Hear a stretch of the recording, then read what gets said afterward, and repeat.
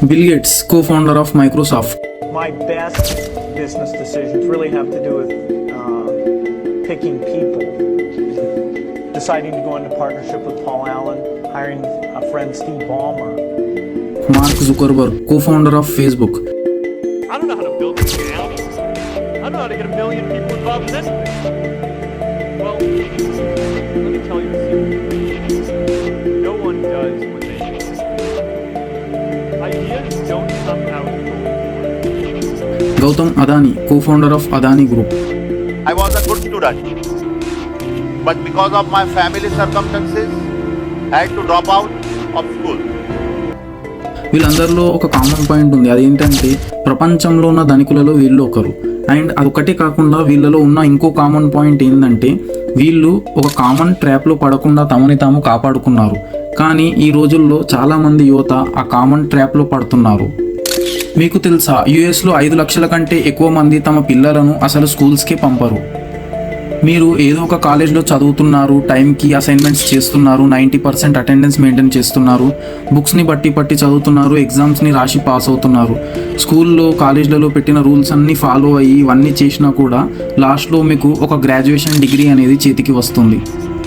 ఆ డిగ్రీని పట్టుకొని మీరు కంపెనీస్, ఫ్యాక్టరీస్ చుట్టూ తిరిగి మిమ్మల్ని మీరు ఆ కంపెనీస్కి సెల్ చేసుకొని ఒక జాబ్ అనేది తెచ్చుకుంటారు.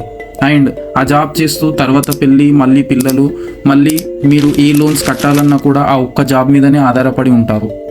కానీ రియాలిటీ ఏంటో మీకు తెలుసా, మీలాగా చాలామంది డిగ్రీ ఉన్నా కూడా జాబ్ రాకుండా ఎన్నో సంవత్సరాలు ఖాళీగా ఉండిపోతున్నారు. ఏదైనా ఒక జాబ్ దొరికితే ఆ జాబ్లో శాలరీ అనేది తక్కువగా ఉంటుంది, దాంతో ఇల్లు గడవడం కష్టమైపోతుంది.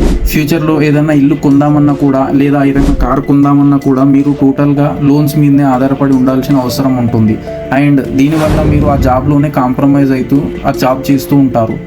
మెల్లమెల్లగా రోజుకి మిమ్మల్ని మీరు అడ్జస్ట్ చేసుకుంటూ జాబ్ చేయడం అనేది మీకు అలవాటు అయిపోతుంది. అసలు ఈ ఎడ్యుకేషన్ సిస్టమ్ని క్రియేట్ చేసిందే మీరు లైఫ్లో ఫెయిల్ అవ్వడానికి అని మీకు తెలుసా? అండ్ ఈ ఎడ్యుకేషన్ సిస్టమ్ ఎందుకు క్రియేట్ చేశారంటే ఎట్ లాస్ట్ మీరు ఒక డిగ్రీ పట్టుకొని ఏదైనా ఒక ఫ్యాక్టరీలో, కంపెనీలో పని చేస్తూ బానిసగా బతకాలని. మీకు ఈ ఎడ్యుకేషన్ ట్రాప్ గురించి అర్థం అవ్వాలంటే ఈ వీడియోని మొత్తం ఫుల్గా చూడండి. విరాట్ కోహ్లీ, ఆమీర్ ఖాన్, షారుఖ్ ఖాన్, అంబానీ లాంటి పెద్ద వాళ్ళు ఎవరు ఈ ఎడ్యుకేషన్ సిస్టమ్ అనే ట్రాప్లో పడలేరు. 1806 సంవత్సరంలో నెపోలియన్ అండ్ పర్షియన్ మధ్య ఒక యుద్ధం జరిగింది. అయితే ఆ యుద్ధంలో పర్షియా ఎక్కువ ఆర్మీ ఉన్నా కూడా తనకంటే తక్కువ ఆర్మీ ఉన్న నెపోలియన్ చేతిలో ఓడిపోయింది. ఎంత ఆలోచించినా కూడా వాళ్ళకు రీజన్ అనేది దొరకలేదు. చాలా సెర్చ్ చేసిన తర్వాత వాళ్ళకు అర్థమైంది ఏంటంటే పర్షియా ఆర్మీ అనేది లీడర్ యొక్క రూల్స్ అండ్ రెగ్యులేషన్స్ని ఫాలో అవ్వకుండా ఇష్టం వచ్చినట్లు యుద్ధం చేసి చిన్న ఆర్మీ చేతిలో ఓడిపోయారు.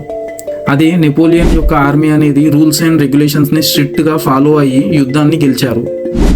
తర్వాత పర్షియా ఆలోచించి ఒక సిస్టమ్ని తీసుకొచ్చింది. ఈ సిస్టమ్ ద్వారా సోల్జర్స్ యొక్క బ్రెయిన్స్ని కంట్రోల్ చేసి ఎంత చెప్తే అంతే చేసే విధంగా, యుద్ధాలు గెలిచే విధంగా తయారు చేయాలని వాళ్ళు ఆలోచించారు.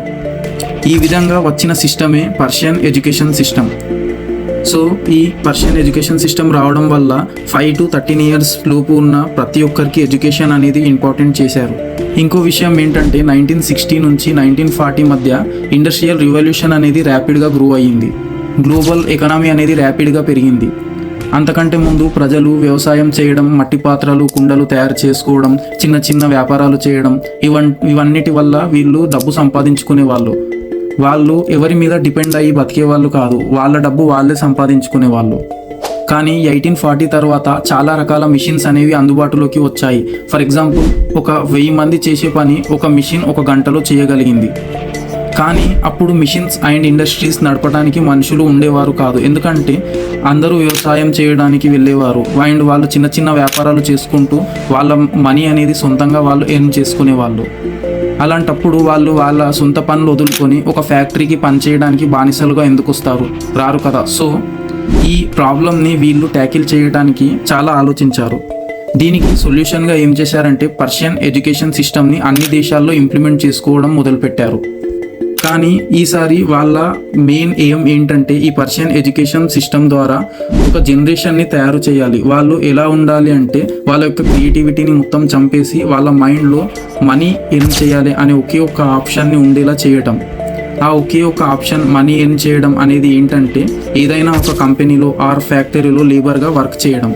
అప్పటి నుంచి వ్యవసాయం చిన్న చిన్న వ్యాపారాలు చేసుకొని బతికి ప్రజలు వాళ్ళ పిల్లల్ని ఈ ఎడ్యుకేషన్ ట్రాప్లో వేసి వాళ్ళని బానిసలుగా తయారు చేశారు. ఈ రకంగా ఫ్యాక్టరీస్లో లేబర్ యొక్క షార్టేజ్ అనేది ఫుల్ఫిల్ చేసుకున్నారు. 1835లో బ్రిటిషర్స్ ఏం చేశారంటే ఇంగ్లీష్ని ఇండియాలో తప్పనిసరిగా చదివించాలని ఒక యాక్ట్ని తయారు చేశారు. సో ఆఫీస్ క్లర్క్స్ నుంచి ప్రతి పనిలో ఇండియన్స్ని బానిసలుగా వాడుకున్నారు.